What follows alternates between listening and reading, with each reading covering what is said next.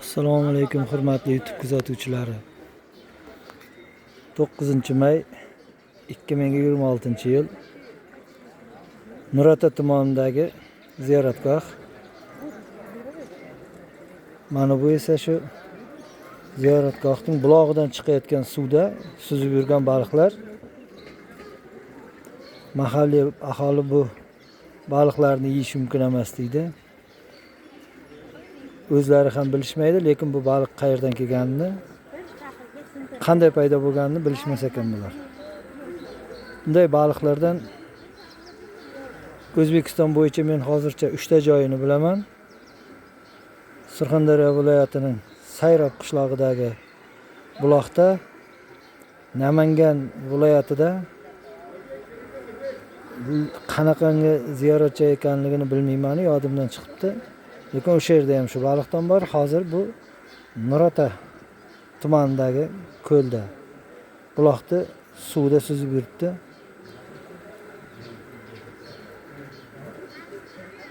Kim yana qayerda shunday baliqlar borligini bilsa, kommentariyalarga yozib yuborishsin. Mana bu esa 9-asrda qurilgan masjidning restauratsiya qilingan formasi. Buni 9-asrda boshlanish loyihasini qurdirgan. Undan keyin ozroq talabga javob bermay qolgandan keyin aytishlaricha Buxoro Amir Olimxon shu ko'rinishda qurdirgan deyishyapti.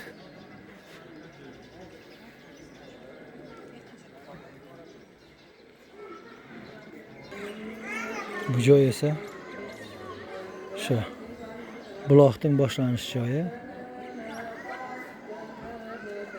Baliq son-sanoqsiz. Suvi juda tiniq va shirin.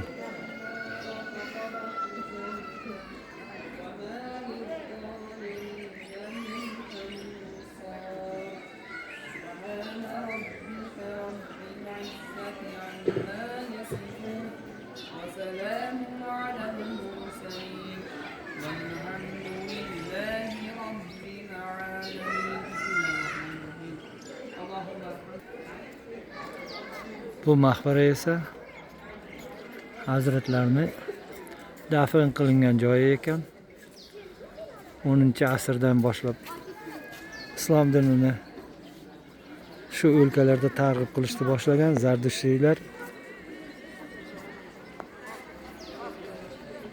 asta-sekinlik bilan islom dinini qabul qilishib, mana shu yerdagi masjidda namozni o'qib boshlashgan.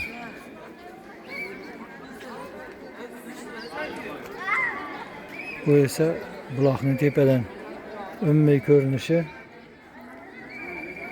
Hammangizga ham ana shunaqangi ziyoratlar, sayr sayohatlar nasib etsin.